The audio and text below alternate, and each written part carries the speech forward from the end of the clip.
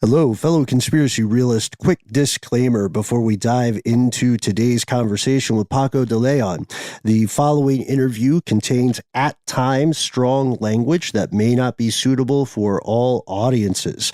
Still, we get to some fascinating places. We go in many directions here, and we can't wait to hear your thoughts on weird finance. From UFOs to psychic powers and government conspiracies, history is riddled with unexplained events. You can turn back now or learn the stuff they don't want you to know. A production of iHeartRadio.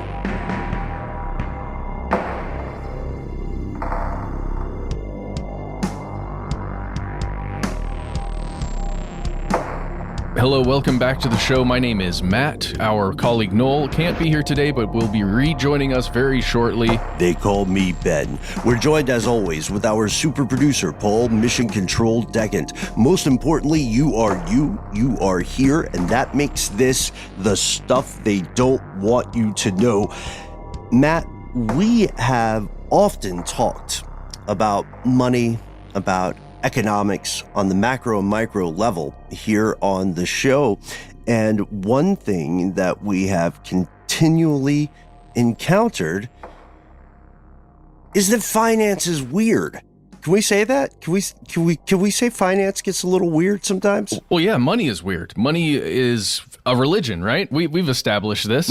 We figured that out a long time ago. It's weird as heck, but it's also vitally important for each of us, everybody, to get a handle on our own finances and to understand the larger financial ecosystem that exists out there. So because we're swimming in it.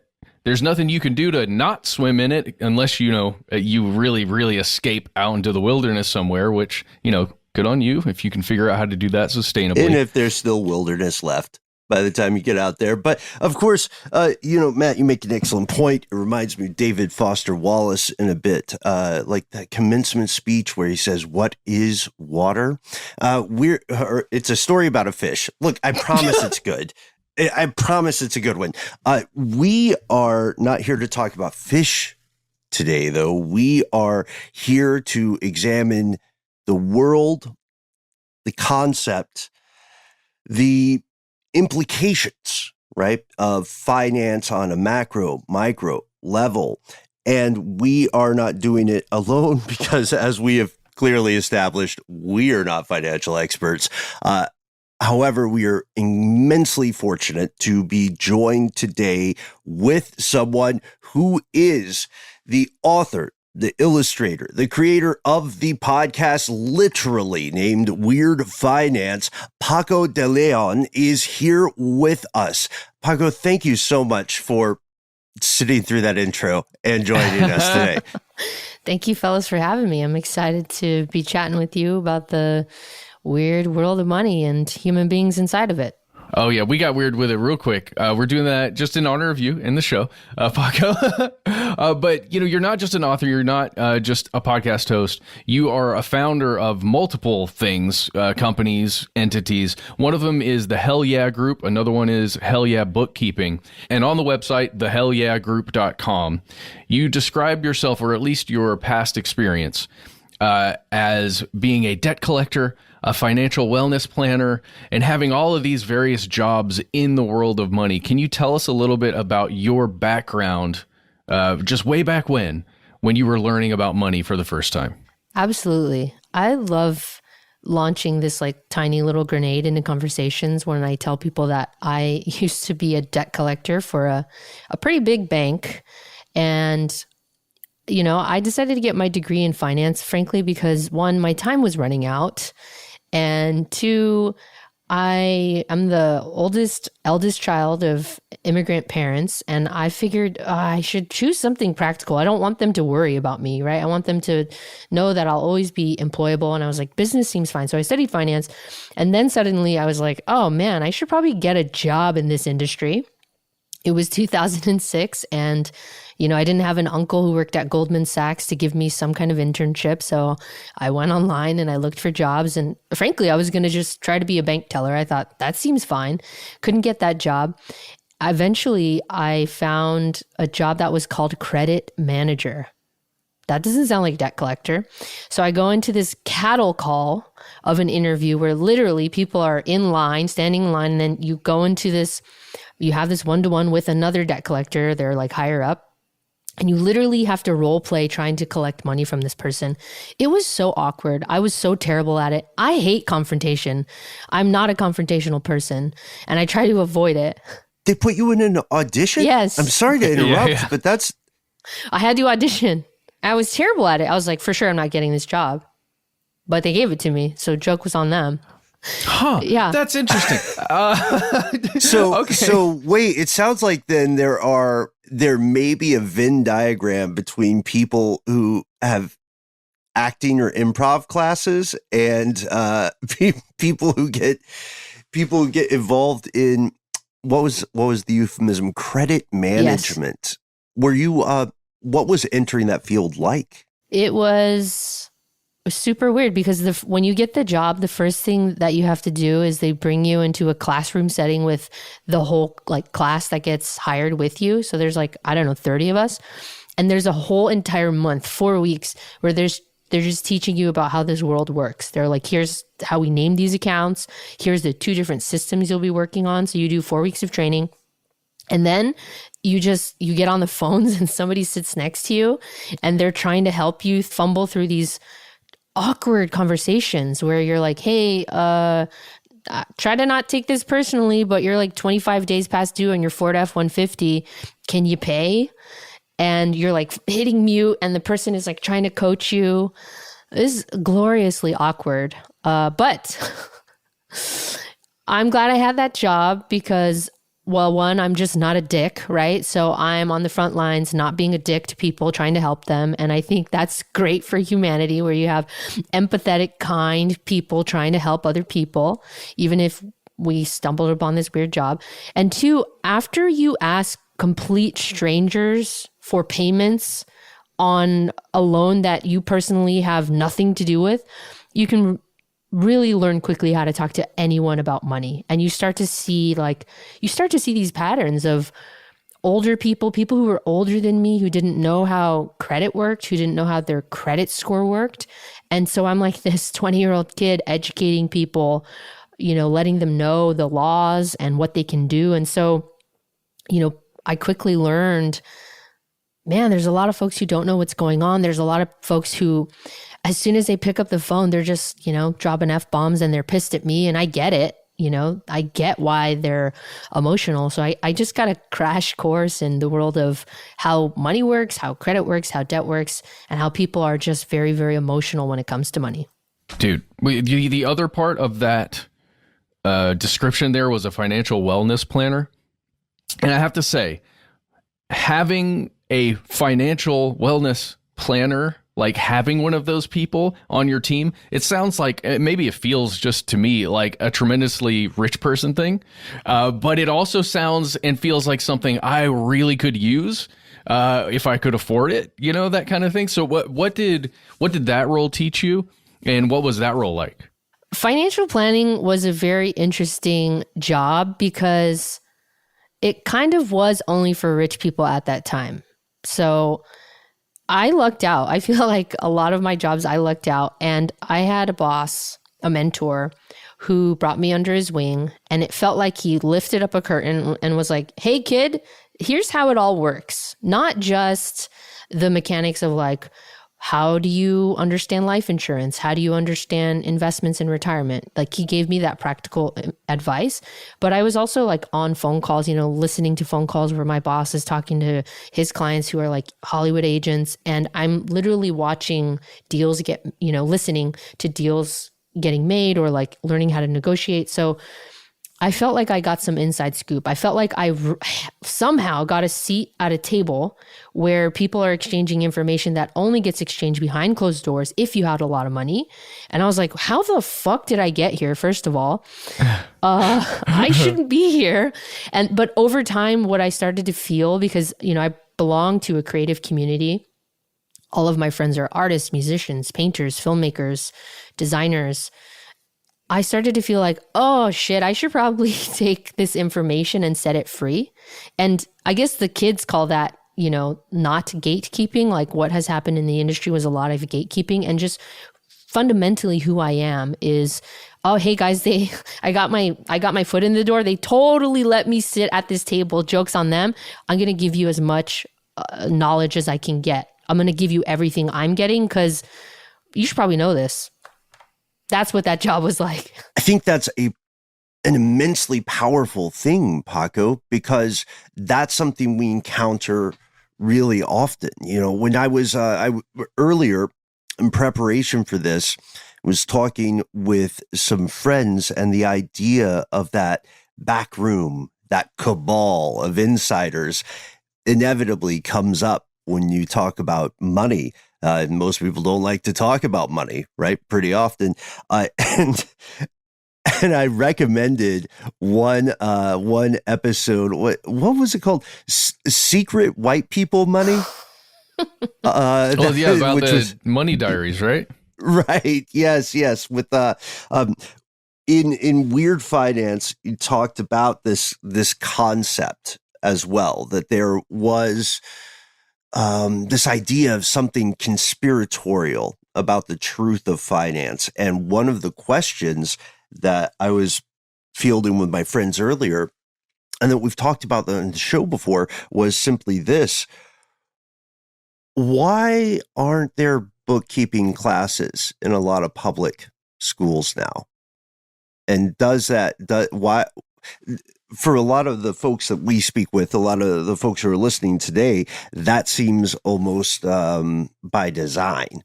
Is that crazy? I don't know if it's crazy. It's definitely an angle. Right. And maybe that conspiracy comes from that inherent discomfort a lot of people have discussing money, discussing finance, right? And how do we empower people to approach money or to approach the concept of finance in a more productive or, frankly, less scary way? Well, my opinion on the matter is we have to do it through culture. I think that's really the only way. Maybe I'm wrong here, but to me, the way to get a message across, to impact people, is to tell stories, have people share their stories, and frankly, make it palatable, because it's so fucking boring. Like, period. Do not pass go, do not collect $200. It's kind of boring. And if we can, I think the industry has suffered a lack of imagination for many, many years.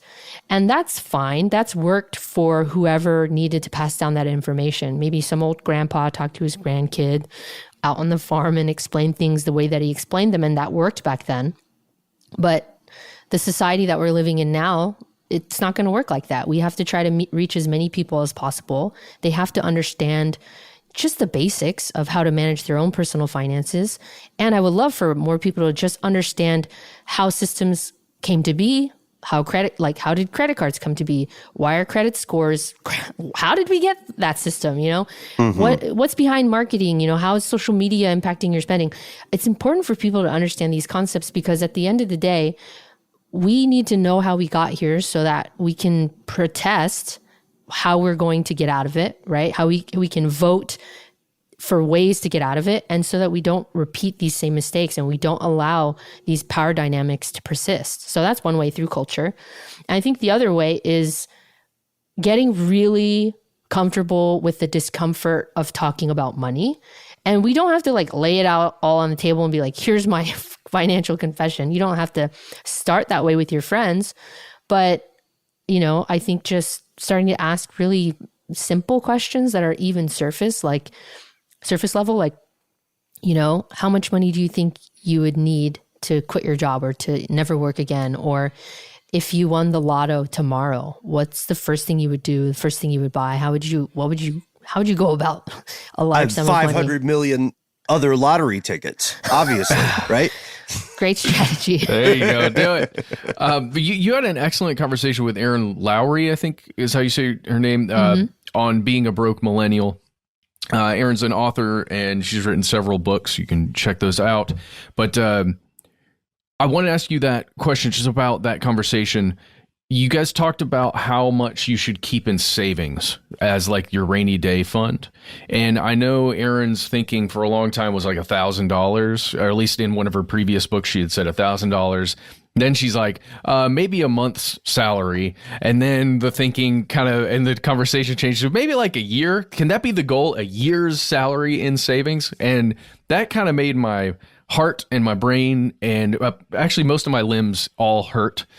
So how much money do you think we should feasibly set as our goal to put away in savings to prepare for uncertain times? Well, I hate this question because I hate telling the truth. Oh God. Hey, our show is about the unvarnished truth. Paco, let's ruin everybody's day. Okay, yeah. So let me just bum everybody out here. I mean, I think, so the textbook, right, advice has always been 3 to 6 months, and 3 to 6 months of your expenses. And Matt already looks like he's going to throw up. Yep. And it sucks. I'm sorry. I just want to say that I'm sorry that it sucks. I'm sorry that inflation is so high and that price, the cost of things are going up. I'm sorry that interest rates are where they're at, and that I feel like we had a moment even during, 2020, 2021, where I think, everybody spent less. Everybody had cash coming in, not everybody, but a lot of people had cash coming in. If you look historically at what was going on at that time, consumer debt was going down. And I feel like a lot of people had this sense of hope. And then we get out of our houses and we start spending money. And I think everybody is kind of feeling the pinch of a lot of different things going on right now. So I just want to say that if you're feeling that way right now, you're not alone. A lot of people are feeling the pinch. A lot of people are angry. A lot of people are frustrated. And unfortunately, still, the fact remains that we have to find our agency in these moments, and we have to take action, and we have to do what's best for us. So that is the preface with all of this. I do think 3 to 6 months is like a prudent thing to do, because what we've seen during 2020 and 2021 is what you think can happen. Well, it could be way worse. Like, we're living in such uncertain, unpredictable times. Technology is just moving at a pace that our brains cannot keep up with, that it would behoove you to keep it would behoove you to keep that amount of cash on hand. But I will say, there's a lot of experts who are saying up to a year. It really depends too on, one, your appetite for risk. I have a strong appetite for risk, so I'm not keeping 12 months. And 2, you have to know yourself and know like kind of what you're capable of if shit hits the fan, right? I'm entrepreneurial. I know that if shit hits the fan at the age that I'm at now, I can kind of figure out how to navigate, and I can find scrappy ways to make money. That's just who I am, And just knowing that about myself, knowing that I have a high appetite for risk, means that I'm going to keep less cash on hand, 1, and 2, I'm going to invest more. That's just how I'm going to navigate the world. Instead of having 12 months on hand, I'm going to cut that in half, and I'm going to take that other chunk, or take, the amount of money that I'm making each month, I'm going to take a portion of it, and instead of keeping it in cash, I'm going to invest. So there's a lot of different ways to navigate this and a lot of different ways to slice it. But just remember that you do want to have liquid cash on hand in case anything is possible, right? Anything can happen. Yeah, I always feel like zombies are right around the corner, but that's just me. If zombies happen though, I'm out. Like, I'm going to take... You're just done with it? Yeah. Why would you want to... Okay, so there's all these popular zombie shows. Sure. And I can't get into it because whenever I watch it, I think, why are you even here still? There's no internet. There's no air conditioning. You're like foraging for things. Right. Your cell phones don't even work. Like, what's the point? Why do you want to survive? It's weird too. It's weird too, because The Walking Dead, which was a great comic book series, and is filmed extensively here in Atlanta for a long time. It became a thing where it was just sort of a soap opera, and zombies occasionally showed up. Right. They could have changed the name from The Walking Dead to Life Without the Internet Sucks. You know what I mean? Right. It could have saved a little on budget. And that might sound like a weird hypothetical. You said something that I think resonates with a lot of us tuning in today, which is the concept of appetite for risk. For many people, for like the average person listening on the news, you might hear a report from Bloomberg or something, or you might see that. What's that guy who is always screaming about stocks? Jim Cramer. Yeah. They might see a report from that guy, and these things that they're talking about feel sort of abstract. The average person is watching and saying, well, I'm concerned about this paycheck that I am or am not going to get. I am baffled by the fact that oranges and what's another thing people would buy? Quesadillas. I always buy quesadillas. Baffled by the fact that oranges and quesadillas are now 20% more expensive. I don't understand why. And this person on television is shouting about risk and investor confidence. Where's the connection there? Because it seems like there's some middle ground that is missing between our micro on the ground human experiences with the world of money and the macro factors that we're always told affect us. Yeah, I've wondered that too. And frankly, that's why I continue to be in this space. It's a very, personal finance is a very, from a business perspective, it's a very saturated space. Did we really need another book about personal finance? That's what I had to ask myself before I wrote Finance for the People.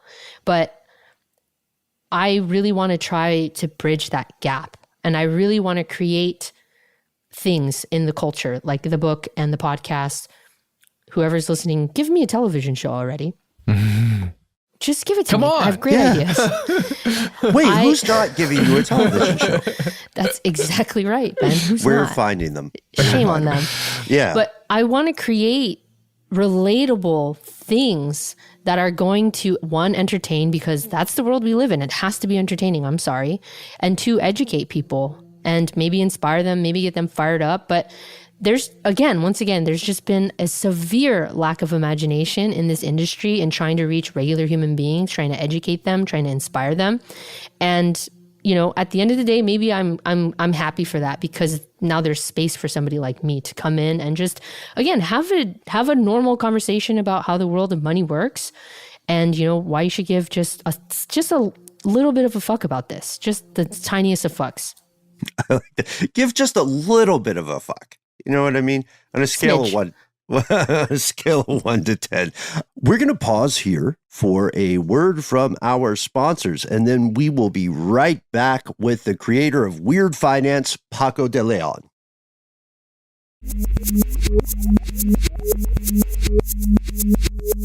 And we've returned. Let's jump into this. There's something else that's really important about your approach here. The idea of humanizing these experiences, as you said earlier, exercising empathy, right? Understanding the numbers is necessary, but the best way to understand the numbers is to understand how we as humans interact with them. And that's why you talked with Mistress Marley, right? Wait, what? Oh, Matt. sorry. You question hijacked me, man. But, I was just joking, dude. I'm sorry. No, but that's a great. Let's keep it, because that is, I think, an example of some of the humanity that you're bringing into the conversation. I think when a lot of people, like you said, when a lot of people think of finance, they tend to get kind of bored in advance. Sure. Right? They hear the word, what's a weird financial term that puts people to sleep? Dollar cost averaging. Huh? Yeah. We just lost a bunch of people. They're all gone. No, they're back in. Okay. What is that? Really? Okay. Dollar cost averaging. Oh man. I did this to myself. You did, yeah. I should have picked something else. Okay. Dollar cost averaging is this idea that when you invest your money into the stock market, right? So let's just use a 401k as an example.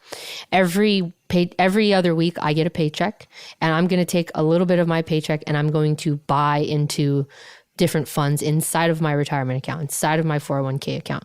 And when you buy every other week, you are buying at different prices. And you want to buy at different prices because you never really know when the market's going to be up and when the market's going to be down. So of course we want to buy low and sell high, right? We want to buy it cheap and we want to sell it when it's expensive because that's how we make money. But there's no way to know. So instead of trying to time the market and predict it, we dollar cost average. We buy in every other week, or we buy in consistently no matter what the price is. All right, wake up, everyone. No, wait. Yeah, actually, yeah, wait. No, but everybody wake up. I got it. No, I got it. You're always investing more money into it. Wait a sec. But okay. Who are these suckers who are buying high and selling low? I mean, there are investors out there, and I maybe say investors in air quotes. I mean, you're an investor if you're investing money, but like there's a lot of at-home day traders, especially I think in 2020, 2021. Remember the whole GameStop thing? And, there's a lot of people out there who are trying to time the market. Yeah. The stonks. There you go. To the moon, guys. Right. Yeah. That's, I think they were messing with Blockbuster too for a while. That's right. And AMC. And AMC. Yeah. It took so much of my willpower not to be like, oh, I want to get in on this. This seems like so fun. We're sticking it to the man. But I was like, no, remember, don't get swept up in this. Yeah. Right. It's also fascinating the way that we see that that kind of play out as a narrative of we the people against the 1%, and I think that was a really compelling idea, again, because a lot of folks, to the earlier point, a lot of folks maybe didn't fully understand the environment in which they were attempting to kind of operate. And I think for most people, or for many people, the stock market as a concept is fucking strange. Yeah. And if we met an extraterrestrial species, if they landed on this podcast right now, they somehow hopped on our riverside and they said, I've never heard of the stock market. How would we explain the stock market in a way that does not sound insane? I mean, it's insane. So we have to accept that as the premise, because it's insane because of this reason. When you think about a public company is a company whose shares, right, little ownership slivers can be bought and sold in the stock market. That's a public company. The job of the CEO of those companies is to maximize shareholder profit, period. That's it. That's their main job, according to the rules of how this modern economy works. And if they don't do that, they're failing. And so in order to maximize shareholder profit, what has to happen to achieve this is whoever's working in the company, they'll be paid whatever they're going to be paid. And those people working are going to create value. They're extracting some of that value for themselves in the form of wages, but the great majority of the value that they are creating goes up and gets extracted by the shareholders, because the job of the CEO is to maximize shareholder profit. So the stock market, how people are making money, how people are generating wealth, the rules of engagement it's inherently exploitative. The mechanism for building wealth in the stock market is inherently exploitative. Period. So I think once you start to understand, like, oh shit, this is how it works, well, you're probably going to be bummed out for a little while. But two, then you have to ask yourself, like, how do you I think this is a big question, right, that we're all grappling with right now. And the show The Good Place does a great job of highlighting this question, is like, how do you act ethically, or like just how do you act like a good human being here on earth when you're forced into these systems? We're in a globalized economy. Like you said earlier, if you wanted to be a conscientious objector, you're probably going to go be a monk sitting on a hill eating the beans that you've grown. That's not realistic for a lot of people. So much of our lives, I think, are making these little negotiations, understanding how the world works, and then recognizing, fine, if I am participating in an exploitative stock market, how can I offset that? And sure, you could do that with money. You could do that with donations. But the thing the narrative I've been trying to push is you could also be nice. You could be nice to each other. You could say hi to your barista and not, throw money at them. You could smile to other people. You could be a little bit more empathetic and open-hearted. Allow yourself to feel the pain of others. And that's a start. And I know that that's not financial, but maybe that's what we need. I'm on a soapbox now. Wow. This is a soapbox that I hope more people join you on. Paco, we recently did an episode on the concept of tipping in the United States, which, like the stock market, you sound fucking ridiculous sometimes when you try to explain tipping to someone who's unfamiliar. I think now that you are the first financial expert that we've ever had on this show, and Matt, this might be an appetite for risk situation, but I think we have to ask Paco about tipping. What do you think, Paco, about the concept of tipping in the United States? I hate it so much. I think it's awkward that the impetus is on the consumer. I think it's such an uncomfortable thing where you go to a restaurant and so much of the person who is serving you, who is an employee of that restaurant, so much of your own actions as the consumer are going to impact their livelihood. And I understand from a business perspective why restaurants are caught in this rock and a hard place. There are lots of other restaurants in the States that have tried to move towards tipless, and some of them survive, and I'm stoked on that. Not all of them do. A lot of them revert back. Restaurants are a notoriously hard business. The margins are very, very slim. The cost of food has gone up, as we all know, and the cost of labor has gone up. So they're getting the squeeze. I don't want to just demonize restaurateurs, but it's so awkward, right? When I go to Europe or I go to other places and the payment for the food includes what would be a living wage for the employee, it just feels better for us. We're riddled with shame and guilt when we don't fork over the 20%. And I do wish that it was different. I do wish that employers were responsible for paying their staff a living wage, and that was just included in the price, because it would just make it less awkward. And at the end of the day, that's one of the themes that I've been exploring a lot, and the theme that I want to continue to explore in my work and all the different things that I want to make, TV show, is inequality is awkward. Inequality is awkward. It's such an awkward thing to navigate. There's so much tension and friction, and that's fine. But let's dig into that. Let's see what that's all about. Well, yeah, if we were all getting paid a living wage and feeling good about our finances, giving somebody 20% would not feel weird at all, and you would do it without thinking. You would just, I'm helping this person have a living wage. But as we learned in that tipping episode, it's way more complicated than that because of the systems that restaurants have had to put together to get everybody paid, and feel a little more equal inside the kitchen and the back of the house, the front of the house, and it just doesn't work out really well. But you had a conversation. Well, I think this is related. You tell me if it's not. You had a conversation with Jay Handy about financial planning as an artist, and y'all got into the concept of patronage, like being a patron, finding and having a patron as an artist, which in a way, the term patron is used for people who go into restaurants often. It feels kind of similar to me. In this case, we're talking about paying to have an artist create art, like commissioning some art to be created, I think, but maybe I'm wrong. Can you tell me just about being a patron and how important that is for artists?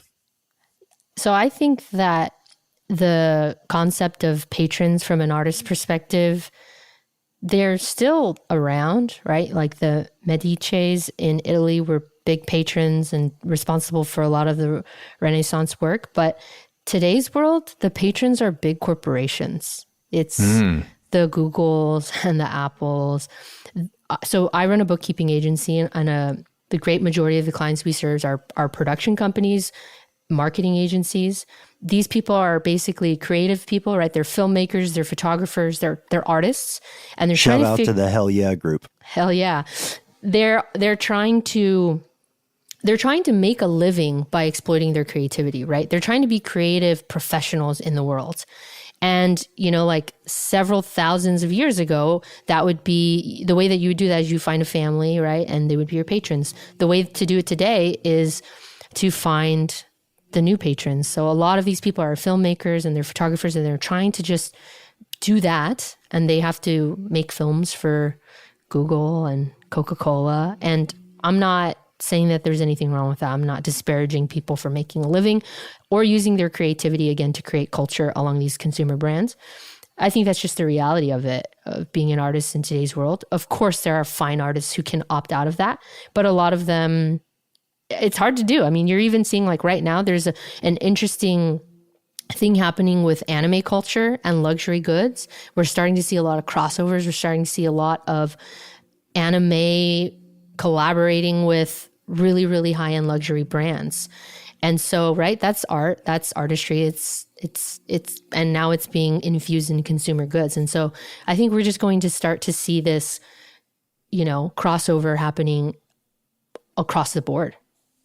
And you described yourself as a patron, like, I don't know how it works, but like, I guess donating money to a museum or a place that takes in art. Can you just explain that? Because I want to think about doing that in the future. I just don't know what it looks like.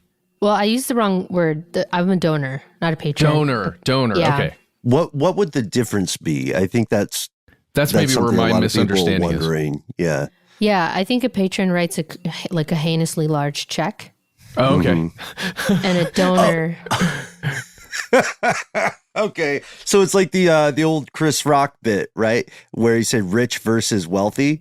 Like I don't know this bit. I'm embarrassed. Go on. Oh no, oh gosh, hang on. Let's just text Chris. No, but like the idea is you donate to and what is it, like what organization you donate to, and then they can buy art, I guess is the concept. Yeah, actually, so I am a donor for the Los Angeles County Museum of Art. It is our county museum, and I belong to a design council. And so every year, my wife and I write a check to be a part of this council. And every year, this council has a dinner. And what they do during this dinner is the curators, they bring you into this room and they show you about 9, maybe 6, 7 pieces of art that they would like to acquire for the museum using your donated funds. And so they walk you through, and it's so fun. The curators are like, come over here, Paco, let me tell you about these tin cans. come over here, Paco, let me tell you about this crazy looking floor lamp and why. Have you ever wondered what color music is? Exactly. Yeah. And I like, let's smoke a little bit of weed and hear what the curator wants to tell us. Yeah.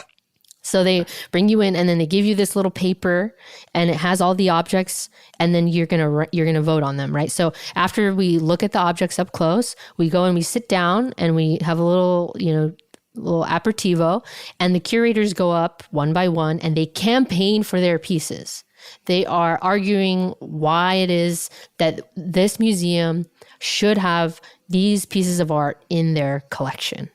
And so something that I learned is, I'll be like looking at a piece of art, like, I don't care about this wooden chest from 1350. And then the curator will go up and they'll make an argument as to why this is an important piece of work and needs to be acquired. And then after all the curators go up, you rank on a scale of 1 to 9 or 1 to 7. I can't remember how many it is, how the funds should be deployed. And then you go and you have dinner. And here's the really fancy part. A lot of these people who belong to these councils are wealthy, and they are patrons, because oftentimes the amount of things the curators want to acquire it costs more than what we've collected for that year through our funds. So a lot of these people will say, hey, I'll donate, something modest, like, well, it depends on what your idea of modest is, but some people will raise their hand and say, I'll put in $5,000 for this thing. And other people will be like, I'm going to throw down, $40,000 for that chair. And I'm like, Good holy God. Yeah. So do they get to sit in the chair? No, but they get, when the thing is acquired, and it's in the museum, the little tag will be like, thank you to so-and-so family and this council for helping us acquire.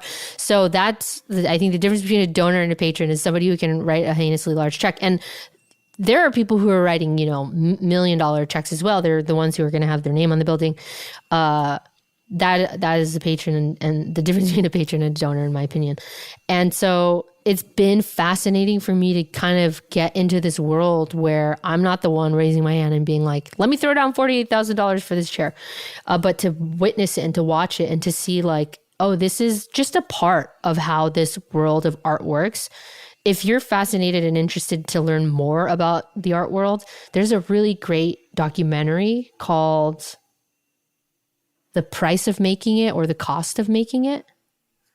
And it really dives into this, like, I guess it's the art industrial complex and what artists have to kind of go through, like what Love that phrase. Yeah. And what they're like, you're like the superstars who get shot out of a cannon, right? They're the ones who go to Yale and get their MFA and they play the game. And part of the game is getting an acquisition from a large museum like that. It's a nod. And then it gets even more fucked up. And there's this whole bit about collectors and their role in the ecosystem, and even thinking about pricing, right? Thinking about like artists who sell their work for a certain amount, they get a check, but then what happens in the secondary market is it just goes up and up and up, and the artist doesn't necessarily profit from that exchange. I'm so glad you're talking about this because we did a while back. I'm not sure how long ago with this. We did an episode on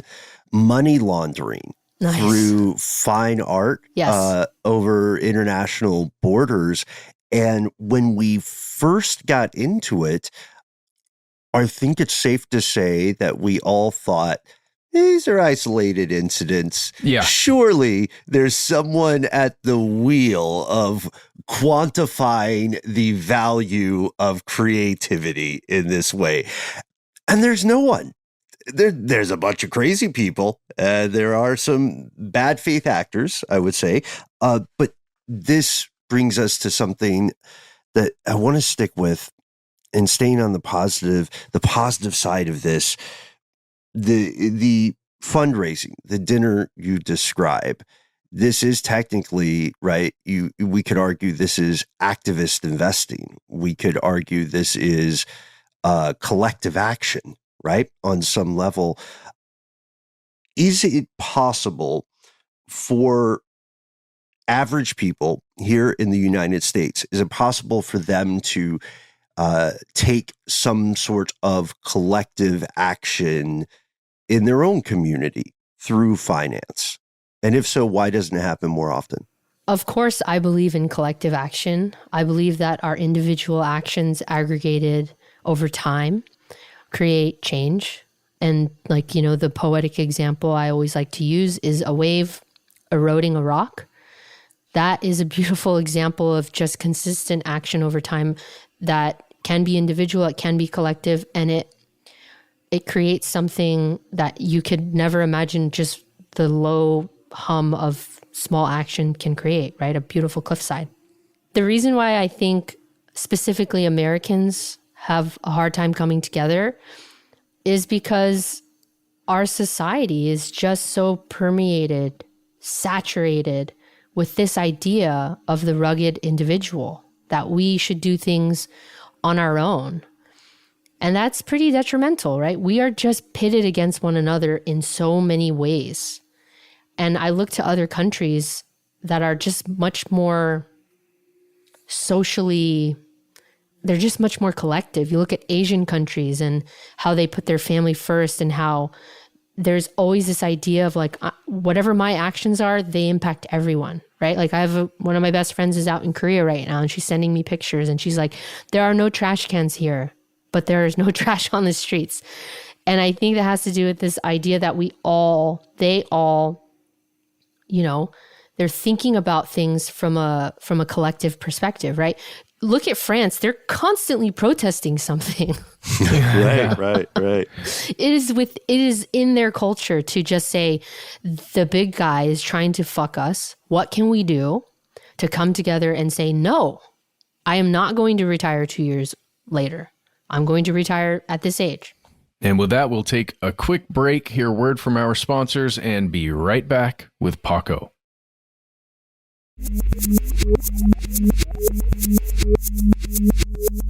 And we have returned. Let's dive back in.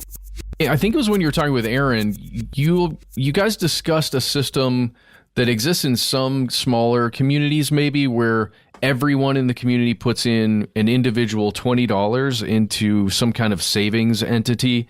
And then if there's a big problem, somebody needs surgery, somebody needs help in the community, they get that pool for that month, I guess. Is that a thing? Like, that feels like something I would want to do. Yeah.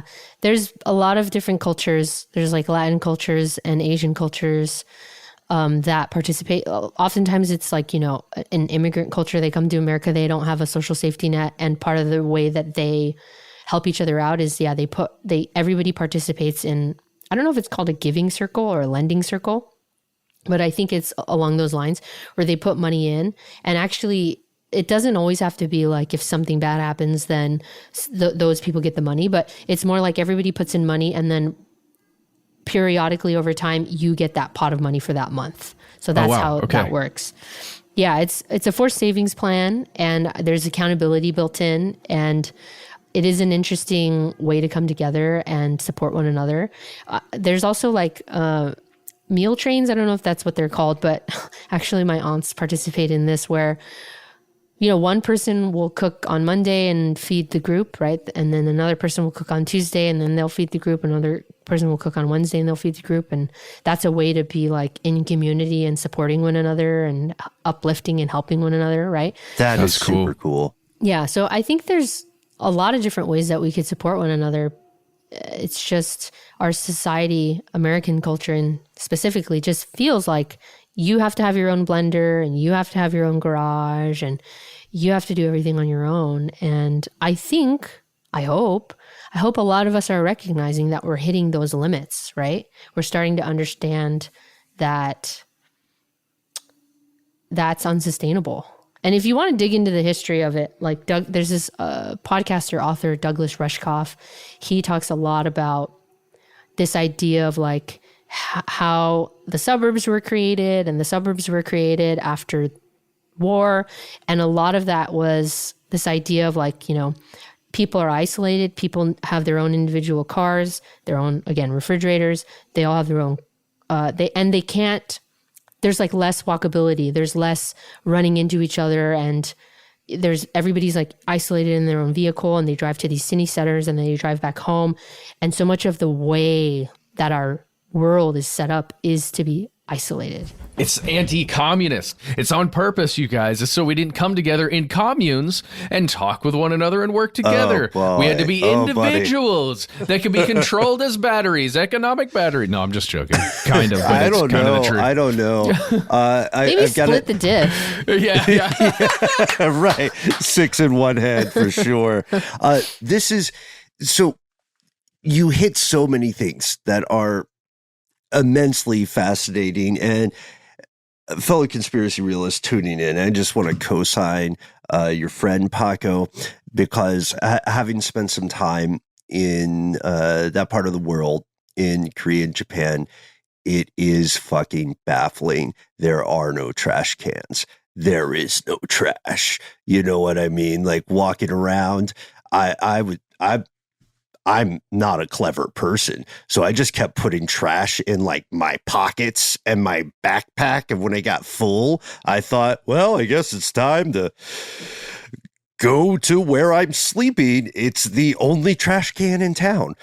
So we know that there is this collective action, because I learned that in a lot of those environments, people will feel more unified toward a greater common cause, right? Whether that is keeping the streets clean, whether that is making sure everybody in our, chosen community is fed, right? Is housed safely. And this idea of the post-World War II economic boom in the United States leading to increased isolation, I think is an incredibly salient point. And it's a dangerous one that continues across generations, which is a very long way for me to get to this question. Intergenerational wealth acquisition over time. To what degree does this affect inequality in the United States?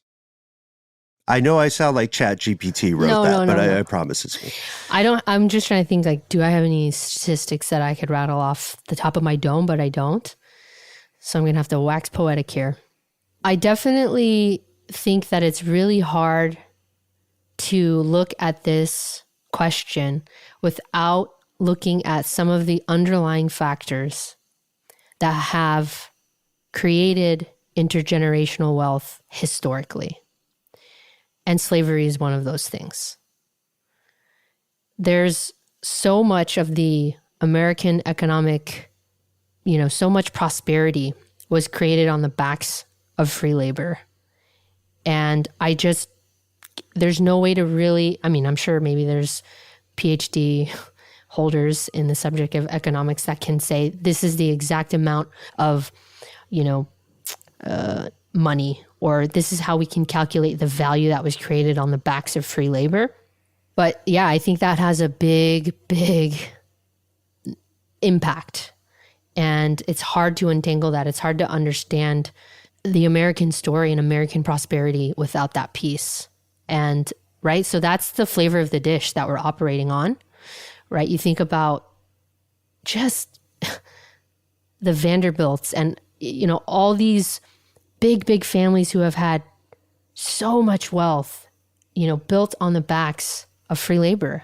And that's something that's a hard pill to swallow, and it's hard to confront. I bring it up because it is a question people often avoid addressing, right? And there was this immensely interesting article I read from Reuters that had a headline that really bothered us, really bothered.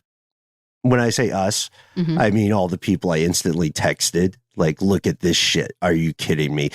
So the idea is that a vast amount of U.S. political elites, the very well-to-do political class in the United States, have direct family links to chattel slavery. The Reuters article found 5 living presidents, 11 governors, Supreme Court justices, name your pick of Congress members of some sort, have inherited, a way to start not on home plate, but on second or third base. And knowing how directly that impacts everybody else in the ball game, it makes us wonder what we can do as first generation wealth builders. Could you talk a little bit about the conversation you had with Pamela Capelad? Yeah, I think the very first thing is probably just arming yourself with the knowledge and the information in terms of how does this world work? What is wealth? And why does it matter? And how does it ultimately impact the world and impact your family? And so there's one concept that I try to hammer home all the time, that wealth is ownership. If you want to be wealthy, you must own things. You must own valuable things. And the way that you own valuable things is you take your earned income and you buy valuable things, which is a very common, the two very common ways is buying real estate or buying into the stock market by investing, or you create wealthy things. So you create a business that is a income stream, a revenue stream, and you can own that business until you're adorably old and wrinkly, and you can pass that on to your family, or you can build a business and think about how it's valuable and think about how it generates revenue and think about how you're maybe one day going to sell it, right? Because that's going to be valuable to somebody. They can live off of that. Or you can do a combination of these things. But the fact of the matter is, and you can do that with creativity, right? I mean, it's really hard to make a living on creativity alone. It's tremendously undervalued. It's baffling because it takes the most amount of work, like writing a book versus running a bookkeeping agency. Well, guess what? Writing the book was a lot. It's so hard. I don't know how people live off of just writing books. Frankly, they probably don't. But yeah, you can create, you guys are creating this show that is a revenue stream. There's ways to even leverage your own creativity to create revenue streams, but own and build valuable things. That's the key to building wealth. And I think if you let that seed just bury into your cute little mushy brain and let that just sprout over time and orient your lens when it comes to your financial life to that, I've never heard anyone explain it like that. I'm like, it's so simple, guys. Own valuable things, build valuable things. Well, one of the big problems, a lot of us, at least in the millennial generation and people right around our age range, one of the problems we have is that we went to college because one of the most important things in our rubric that was like, how do we become wealthy and continue wealth down the line is go to college so you can get a job that is of college level, right? And we all went into debt. And today, as we record this on Friday, June 30th, the Supreme Court just said, hey, there was a plan to forgive a bunch of debt. That's unconstitutional. We can't do that. So that $400 billion that we're going to erase student loan debt, that's not happening. So that could have been cool. SCOTUS. Well, I mean, it could have been wraiths. It could have been cool as a way to put people on that path, as you're saying, to creating that first generation generational wealth by erasing intergenerational debt, which is what student debt becomes. I know a lot of parents who are in retirement age and, are getting closer to the end of their lives who are going to pass down student loan debt. That just made a big statement. The reason why I'm even talking about this is because you talked with Braxton Brewington about in my mind, it was a crazy idea because I can't imagine the system ever allowing it to happen. But it's the concept of creating a debtors union, like a labor union, but a collective action basically against debt. What is that? And do you think there's any feasibility there? I mean, yeah, debtors union is a bunch of debtors coming together and trying to urge and, there are a bunch of activists trying to get the current administration, whoever it is, to help out folks who have a tremendous amount of student loan debt. They have been successful in some instances. They have been able to get debt forgiven for schools that were practicing predatory lending. So they have been successful on a larger scale. I mean, yeah, it's an uphill battle, but I think it's definitely one worth fighting for. And even if we don't see it happen in the next year or 18 months or 2 or 5 years, the fact that we're fighting the battle is what I think is important. These big changes, they do happen over time. And the way that I look at it, the way that I look at my work and the people who are my age, or I call it in my cohort, putting their work out there, is we are doing the best we can with taking the ball down the court.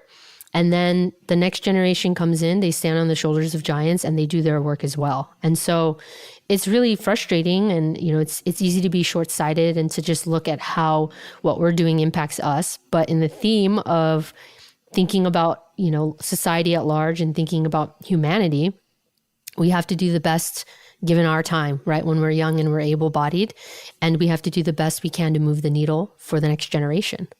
So Do I think it's unrealistic? Maybe now in the short term, but in the long term, I think anything is possible. The fact that in my own lifetime, let's just take my own lifetime, for example.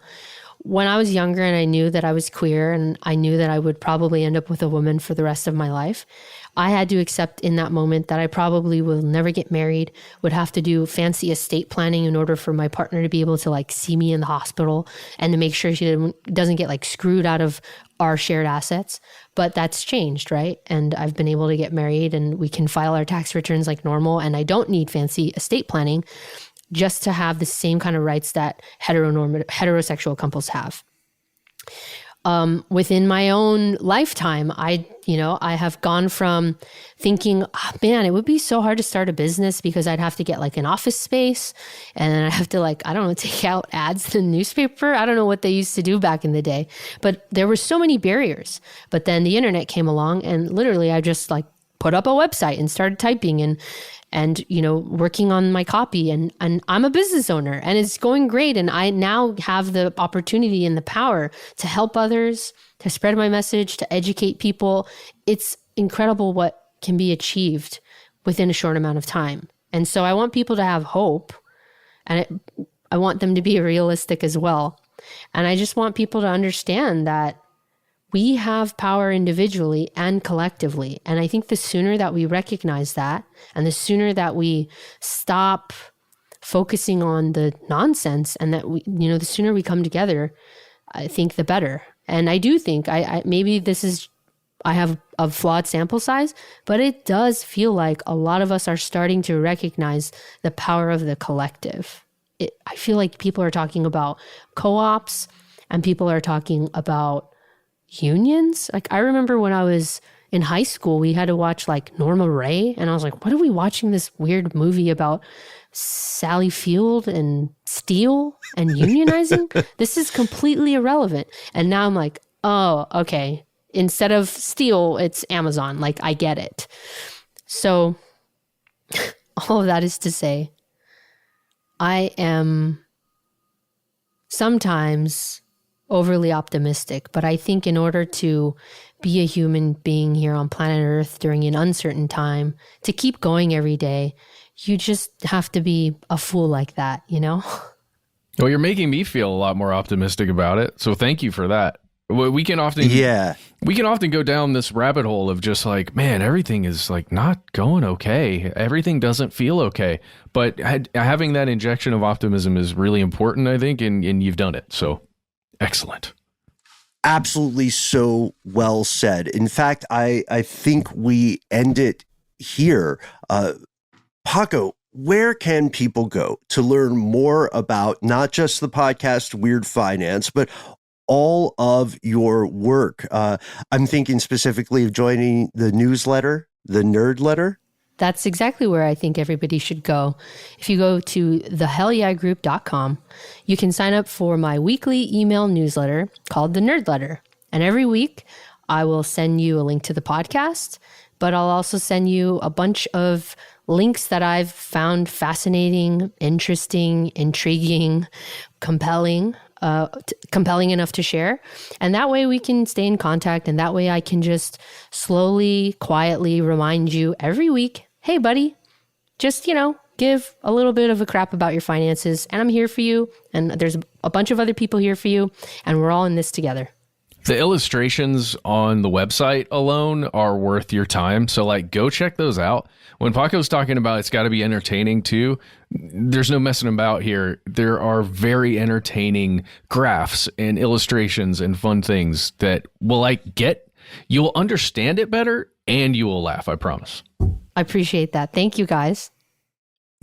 Matt, I know we went a little bit long in our conversation with Paco de Leon, but there's still so much stuff we didn't get to now that we have an official financial expert. Yes, we have a show financial expert that we can call upon for all of our needs. And if you ever have questions, please, why don't you send them to us and we can transfer them over to Paco, or, just reach out to Paco, whatever you want. If you want to talk to us, you can find us all over the internet. We are Conspiracy Stuff on YouTube and Twitter and Facebook, and we are Conspiracy Stuff Show on TikTok and Instagram. And if you don't sip the social meds, have nary a fear, you can call us directly on a telephonic device. Our number is 1-833-STDWYTK. You'll hear a familiar voice, hopefully, and then you'll hear a beep like so. Beep. After that, 3 minutes. Those 3 minutes are yours. Let those ponies run. Tell us what's on your mind. Give yourself that cool nickname you always wanted to go by. Most importantly, let us know whether we can use your name and or voice on the air. If there's some story you need to tell us, if there's something on your mind that needs more than 3 minutes, if you have ancillary links, if you have photographs, if you have video, we would love to learn more. You can send us an email directly. We read every message we get at our old-fashioned address where we are. conspiracy@iHeartRadio.com.